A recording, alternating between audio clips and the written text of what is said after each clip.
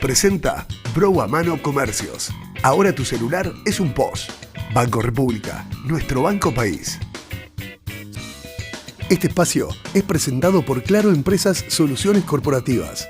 Empresarios de acá se realiza en el Hotel NH Montevideo Columbia. Tus metas necesitan una estrategia clara. Invertí con el mejor asesoramiento del mercado. Invertí con Balance. Número 1 en inversiones. ¿Qué tal? Bienvenidos a Empresarios de acá, es un gusto como siempre recibirlos a través de la pantalla de NSTV, también en nuestro canal en YouTube, como todos los viernes, el estreno semanal. Lo anunciamos en la portada y ya vamos rápidamente. Aquí tenemos a Débora Elender, que es economista, investigadora en el Centro de Estudios para el Desarrollo CED, es docente en la Universidad Ort y es también asistente de en la coordinación académica en dicha universidad, ¿no? En la Facultad de Economía. En la Facultad de Economía. Bueno, bienvenida, Débora. Un gusto. Bueno, muchísimas gracias, Tatiana. Bueno, un gusto tenerte aquí, Débora, y la idea es hacer una puesta a punto, ¿no? De dónde venimos, hacia dónde vamos, en qué momento estamos de la economía. Siempre es bueno hacer un parate para también brindar o refrescar este tipo de análisis. Y no menor es que estos días ha aparecido algún tipo de expresión con respecto a últimos datos que reflejan algunas actividades económicas y se menciona la palabra recesión. ¿Estamos en recesión? Sí, si tuviera que decirlo en pocas palabras, estamos en recesión. La recesión técnica es lo que los economistas llamamos cuando hay 2 trimestres seguidos de caída. O sea, la economía hace 6 meses que está en una fase recesiva, que está en un momento de contracción. Lo que vemos es el 2025 lo podemos dividir muy claramente entre los 2 semestres. Un primer semestre que fue más bien dinámico, que arrastró cierto crecimiento que venía de antes, y un segundo semestre que la economía empezó a ralentizarse, y eso es lo que estamos viendo para este 2026. De hecho, si tenemos que ver las perspectivas, tenemos una temporada turística que estuvo por debajo de las expectativas iniciales, tenemos una sequía o por ahora estamos viendo menos lluvias también de lo que por lo general típicamente tenemos en este momento del año. Y bueno, eso influye también negativamente en las expectativas, en lo que podemos esperar para este 2026. Allí, en esto que hace este momento de la economía, ¿dónde están las alarmas? En realidad, alarmas pondría justamente en el tema del crecimiento por debajo de lo esperado y que esto puede afectar la actividad económica, el mercado laboral, también el resultado fiscal, o sea, puede tener varias aristas. Y también lo que tenemos que seguir de cerca para poder entenderlo es cómo viene la inversión y también el mercado laboral principalmente, porque van muy de la mano. Trabajo, actividad, van muy a la par. Y así, bueno, lo he mencionado en capítulos anteriores del programa con algunos otros entrevistados que marcaban, no venimos de cifras malas de lo que hace al empleo, ¿no? Pero estamos en el desafío hoy de mantenerlas. En realidad, lo que nos pasa es que partimos de niveles históricamente altos. En realidad, objetivamente, el mercado laboral no está en un mal momento en sí mismo, pero sí estamos viendo cierto retroceso. Estamos cerca de los máximos, pero ya estamos convergiendo hacia abajo. Y esta tendencia no vemos que pare en el corto o mediano plazo. De hecho, estamos viendo, muy parecido a la actividad económica, un primer semestre en la creación de empleo un poco más dinámico que el segundo semestre y probablemente este menor dinamismo continúe a lo largo del 2026. De hecho, también lo que estamos viendo es que muy marcado a nivel geográfico, por ejemplo, el Montevideo está teniendo una caída más pronunciada de lo que es el interior del país, aunque probablemente en lo que continúe el año ambas sigan hacia la baja. ¿Y eso qué puede responder? En realidad responde, por un lado, este menor ciclo económico que estamos viviendo, esta fase de recesión que vemos, afecta directamente a la actividad económica, afecta directamente al empleo, o sea, hay menos actividad, las empresas se mantienen menos dinámicas y necesitan menos empleo. O sea, todo va conectado y va a la par.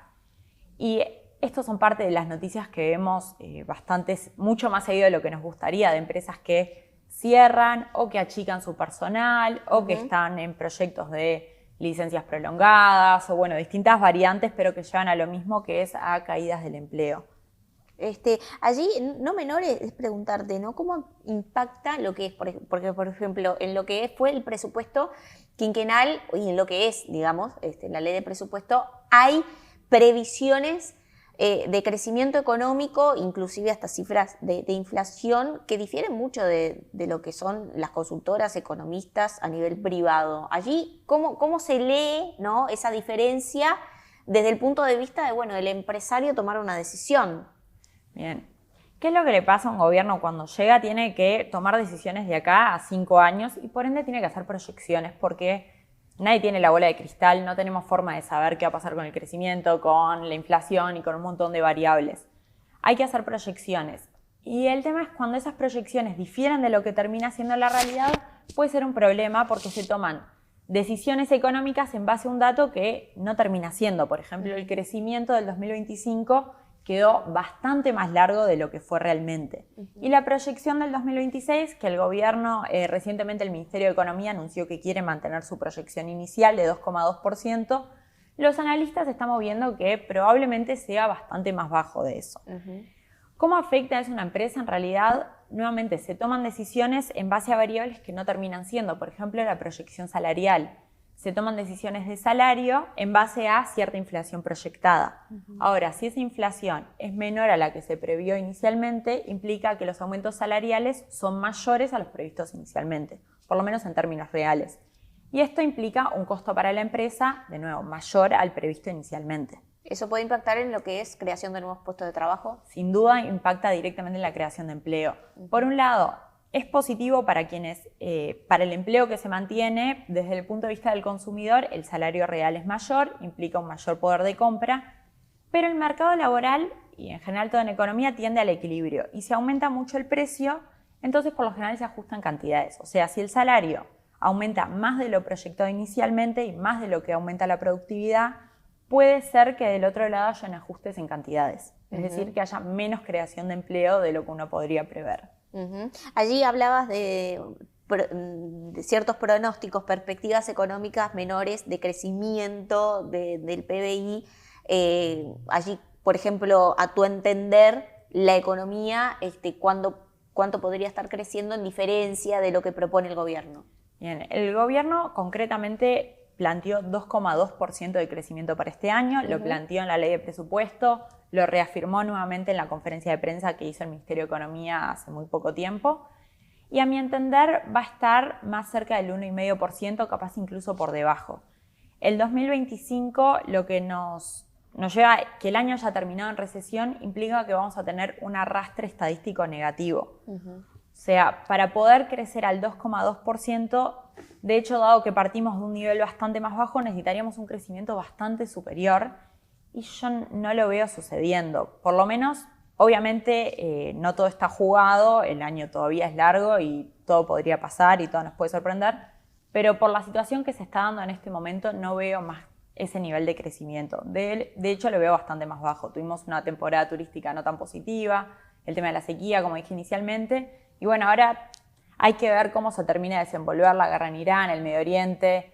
La incertidumbre, una guerra implica incertidumbre y la incertidumbre nunca es buena para la economía porque implica la economía son toma de decisiones de hogares, de empresas y del gobierno. En incertidumbre es más difícil tomar decisiones y por lo general todos tratamos de quedarnos un poco más quietitos. Y un poco más quietitos afecta negativamente la economía. Pero bueno, nadie sabe exactamente qué va a pasar en el Medio Oriente o cuánto puede durar todo esto. Y el impacto real que esto pueda acontecer, que obviamente, bueno, tenemos, hoy el mundo es interconectado, por supuesto, los combustibles y otras variables que se miden a nivel internacional, por supuesto que a veces no se piensa tanto, ¿no? Desde el otro lado, cuánto puede impactar, ¿no? Algo que pasa de repente en otro lado del mundo. Está en la otra punta del mundo y está lejísimos Irán y por suerte para nosotros nos es muy lejana la cuestión de guerra y este tipo de conflictos armados, pero sin duda nos afecta más que nada vía petróleo, como vos decís, los combustibles. Irán es un productor muy importante de petróleo, el conflicto siempre hace que suba el precio del petróleo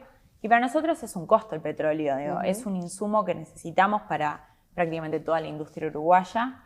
Si sube demasiado el precio del petróleo o este conflicto se prolonga mucho en el tiempo, también va a afectar negativamente a la actividad y la inflación, que sería un poco más alta, porque es como importamos inflación de alguna manera. Allí te pregunto, Débora, porque es interesante, ¿no? Lo que hace por ejemplo, siempre la discusión, y esto lo pregunto en reiteradas ocasiones y probablemente con el otro entrevistado que te sigue, también lo haré, en reiteradas ocasiones se plantea como la discusión de decir, bueno, interviene el Banco Central en lo que es el dólar, digamos, entre dejar de flotar el dólar libremente o no. Digo, eso como que, ¿cómo ves esa medida que, digo, es una discusión que se ha puesto sobre la mesa en las últimas semanas? Siempre, bueno, es válida, digamos, la argumentación también de los exportadores, pero allí como que quedan de alguna forma a veces dos lecturas, ¿no? De qué hacer, ¿no? Si de alguna forma contener el dólar para los niveles de inflación, para que esto incida en los niveles de inflación o no. ¿Cómo lo ves tú? Bien, sin duda la competitividad de los exportadores, la verdad es que se ve comprometida en toda esta situación y es parte de este menor dinamismo que vemos en la actividad en general. Yo creo que sería muy positivo que la discusión se centrara mucho más en factores como costos, impuestos que realmente le hacen a la competitividad y no tanto al dólar, que son factores más de corto plazo. Pero sí, la discusión muchas veces se centra en el dólar y el Banco Central legalmente tiene la potestad de intervenir en el mercado cambiario. Nosotros tenemos lo que llamamos un régimen de flotación sucia. El dólar flota libremente, sube, baja, hace lo que tiene que hacer, pero el Banco Central puede intervenir si desea hacerlo, aunque no tiene compromiso de hacerlo. Recientemente el presidente Guillermo Tolosa anunció que están listos para hacerlo, como que le dio un guiño al mercado que podría llegar a intervenir si se requiriera. Aún no lo han hecho. A mi entender, como analista y como economista, lo mejor es no intervenir en el mercado cambiario. Da una señal muy negativa en lo que es la inflación. Es como que si uno empieza a perseguir objetivos en el dólar, se desvía del objetivo principal, que es la inflación, y le quita fuerza de alguna manera. A mi entender, la discusión sería positivo si bien la competitividad de los exportadores tiene que ver con el dólar, obviamente, preferiría que se centrara en otro tipo de componentes que tenemos, como te digo, muchos de los costos país que están asociados, pero sí, en muchos casos termina siendo el dólar, aunque el alivio que puede dar el Banco Central es muy de corto plazo. El Banco Central puede intervenir, pero no puede cambiar tendencias. Si el dólar tiene que bajar porque a nivel internacional se está dando una baja y un debilitamiento del dólar, el Banco Central tiene poco margen de acción, esa es la verdad. Allí son muchos los temas que quiero tratar contigo y siempre me queda corto el tiempo, pero te quiero preguntar finalmente por lo que hace, ¿no?, a cómo estás viendo, lo hablábamos hace instantes, pero para cerrar me interesa mucho lo que es tu análisis con respecto al mercado laboral, ¿no? Porque digo, hemos visto, digamos, en lo que va del año y el año anterior, digamos, el recorte de muchas empresas o el cese de operaciones en Uruguay, con cifras de empleados allí, trabajadores bastante, digamos, con bastante peso, ¿no? Allí, ¿cómo observas tú que esto puede tener incidencia en próximos meses con respecto a cómo se viene comportando el mercado laboral? Más allá de la cifra, ¿no? Bien, más allá del número concreto, yo creo que esta tendencia de caída del empleo, reversión del empleo hacia niveles menores, creo que va a continuar. Una parte de este cierre de empresas tiene que ver, y en muchos casos lo han anunciado, con las nuevas inteligencias artificiales, nos vuelven más productivos, se necesitan menos recursos humanos para realizar las mismas funciones. Una parte viene por ahí, pero creo que otra parte tiene que ver con señales capaz no tan positivas que se han dado desde Uruguay. Por ejemplo, el impuesto mínimo global, o sea, hablar de nuevos impuestos en un país que ya es caro y que ya tiene una carga fiscal, una carga tributaria bastante alta, o por ejemplo el preaviso de despido del Ministerio de Trabajo. Creo que todas son señales que son negativas en la creación de empleo y que las empresas no hacen más que reaccionar o responder como pueden a esto. ¿Algo que quieras agregar que no te haya preguntado para terminar esta entrevista? Creo que para cerrar lo que me gustaría sí es destacar que si bien estamos en una fase negativa, mucho tiene que ver con un contexto internacional. Es verdad que puede ser que el contexto internacional no esté en el momento más favorable, pero sí hay que entender que Uruguay está teniendo un comportamiento distinto a varios países de la región. De hecho, estamos teniendo caídas en la actividad y en el empleo mucho más marcado que en otras regiones.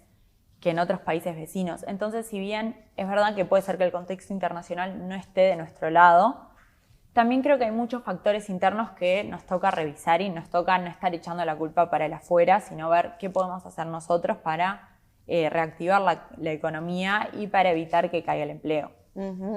Bueno, Débora Iglender, economista, investigadora en el Centro de Estudios para el Desarrollo, CED, docente en la Universidad Ort, es también coordinadora académica en dicha universidad. Bueno, muchas gracias por estos minutos en Empresarios de Acá. Te espero en otra oportunidad para seguir analizando temas que hacen a la economía, porque siempre está bueno tener, repasar, ¿no? lo que hace a pronósticos, en qué estamos, hacia dónde vamos y también las tendencias. Así que gracias. Bien, muchísimas gracias, Tatiana. Creo que sí, la idea es solo darle un contexto para entender en dónde se sitúan las decisiones empresariales, dónde las podemos meter en todo este contexto uruguayo. Bueno, gracias por venir. Bien, un gusto. Betel, única cadena de centros de estética y spa del Uruguay. GSS, única empresa en Uruguay dedicada al Facility Services. Limpieza, seguridad, outsourcing de personal y mantenimiento. Conozca más en www.gss.com.uy. Agregamos valor a las empresas. Dermaglow Facial Ultra. Ultra hidratación. Hidrata por 24 horas. Ultra firmeza. Suaviza las líneas de expresión. Ultra volumen. Ayuda a reducir arrugas. Ultra estructura. Atenúa arrugas profundas. Dermaglow Facial Ultra. Una línea para cada etapa de tu vida. Tus metas necesitan una estrategia clara. Invertí con el mejor asesoramiento del mercado. Invertí con Balance. Número 1 en inversiones.